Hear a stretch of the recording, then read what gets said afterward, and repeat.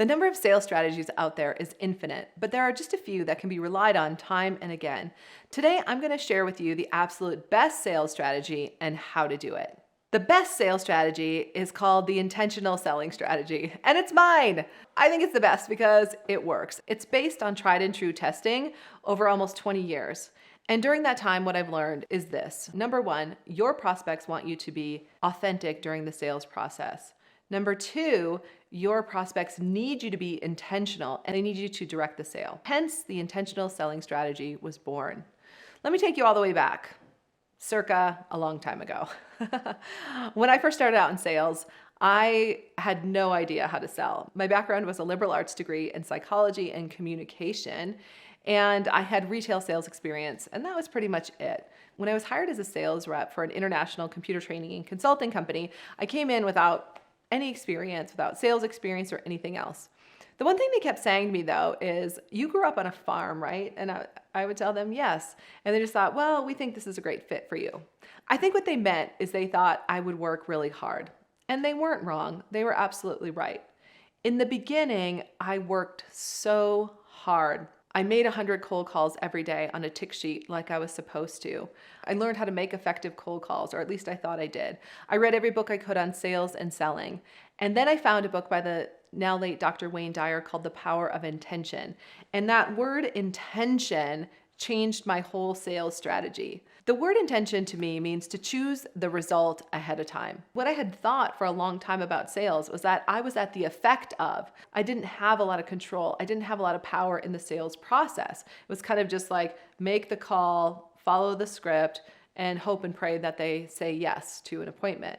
Well, guess what? That really didn't work because the hope and pray strategy wasn't intentional. It wasn't clear. And instead, what I found is that when I created an intentional sales script, it was so much easier for my prospects to say yes to a next step with me. So you want to remember that, from start to finish, your prospect actually wants to be sold.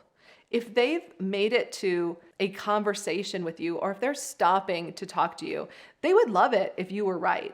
They would love it if your product or service changed their business or changed their right. So they're waiting for that. And if you think about it, that's the same for you when someone's trying to sell you something. You're hoping that what they say is accurate, that their product or service will make a big difference in your health, in your business, or in your wealth, or whatever it is that they're selling. So keep that in mind, that they're hopeful. They're hopeful that this could really be what they've been waiting for. The whole purpose of the intentional sales strategy is to solve a problem and meet a need by setting up a time to meet with your prospect. And when you keep that in mind, you recognize that the first call that you make or the first email that you make to set an appointment is simply that. It's an opportunity to meet. You're not selling anything at that point. All you're doing is offering an opportunity to talk about their problem, to talk about their challenge, and see if you can provide a solution. That's it. So hopefully that takes the pressure off of you feeling like you have to be selling. You have to be saying all the right things in the right order in order for your prospect to get a chance to say yes. No, take the pressure off. This is an opportunity for you to set an appointment. During the first sales conversation to set an appointment, you really want to think about connecting with intention. Of course, when you call, you're going to introduce yourself, who you are, the problem you solve, the company you're with, and open up the conversation. You connect with intention, though, when you say something specific about their company that you learned about them, probably on the internet, right? And why it's important. Why is that thing you learned about on the internet about this company important based on what your company does and how you could help them? So you want to connect with intention by finding something really important about their company that would lead you to believe that you could help them. Next, again, you're directing the entire sales process. So when you're on that first call, whether it's a warm call or a cold call, you are the director. You are in control of the conversation. Again, this isn't a conversation to sell. In fact, if they start asking you buying questions, I would say, those are great questions, Shelly. Here's what I would recommend. Write those questions down. And then when we meet, I could answer those questions for you. You're being very intentional in the language you're using because you know and you believe that they're going to say yes to an appointment with you. So you'll continue to direct the sales process by then offering solutions or next steps. Once you've asked enough questions in the beginning to set the appointment, You could talk at a high level about some of the solutions you'll talk about when you meet. You just don't want to go too far into it, but you do want to get that appointment on the calendar. So this is the high level version of how to set an appointment. Once you've got the appointment, then we move into the next part of the intentional selling strategy, which is to actually close the sale. So let's say you successfully made a cold call, set an appointment, and now you're at the meeting. You're sitting there with the prospect who is eagerly waiting for you to share more about the product or service to find out if it can help them. Again, remember, selling isn't telling. Selling is asking questions. So I want you to prepare several open-ended questions that are focused on the problem you solve and the need you meet. And you can do that by asking pain-related questions. And again, these are open-ended questions, as well as goal-related questions. I would ask pain-related questions because I want to know what they're really struggling with.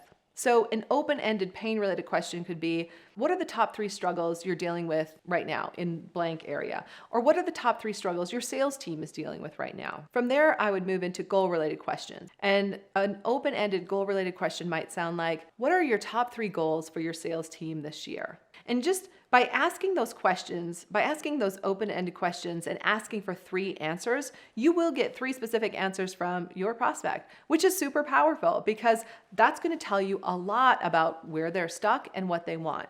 Once you know where they're stuck and what they want, then you have a pretty good idea of what solutions you can offer them or which problems you can solve for them. Because the next step is to offer 2 to 3 potential solutions. For some of you, you might need to schedule another appointment because maybe you need to go back to your office and create a more formal proposal for them. If that's the case, while you're in the meeting, just let them know I've gotten enough information now. And so next up, what we're going to do is put another time on the calendar for later this week, and I'll come back and present the proposal to you. How does that sound? That sounds great. All right. So we'll get that time on the calendar. Now, if you have a product or service that you don't have to create an extensive proposal for, and you can offer it in that moment, you would then offer several solutions to them, 2 to 3. And then you simply ask which one of these solutions will work best for you. And then you say nothing. Because the key is, after you ask that question, you just want to be quiet. Being silent can feel really uncomfortable.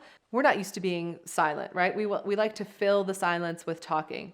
Let me tell you though, your prospect needs a minute to think. So give them the grace, give them the space so that they can actually answer your question. And what you'll find is they'll figure it out. They'll say, you know what, I would like this solution. And then, perfect, your sale is almost closed, but not quite. Do you need a signed contract? Do they need to pay, right? I'm sure they do need to pay. So before you leave, finalize those next steps so that the sale is completely closed. Awesome. All right. Today we've gone through the intentional selling strategy. That strategy has been developed over the last 20 years as I've fine-tuned our best sales strategies, and I've learned from other sales experts as well. As a reminder, you want to make sure of a couple things. First, be clear on the problem you solve and the need you meet. Then, when you make a phone call or you're meeting in person, connect with intention. Really be focused on the other person, the prospect that's with you, and how you can help them and solve their problem or meet a need. Then be the director of the sales process. From the phone call all the way to the meeting to the sales close, you are directing that conversation. Once you're in the sales conversation, you want to offer solutions and let them choose. And you simply ask which one of these will work best for you. And remember to be quiet so that they can answer. This is awesome. I love talking about sales. I hope this was helpful for you as well. If you enjoyed this video, stick with me because up next, we're going to talk about how to grow your small business with marketing. And remember, your 2X is waiting for you too.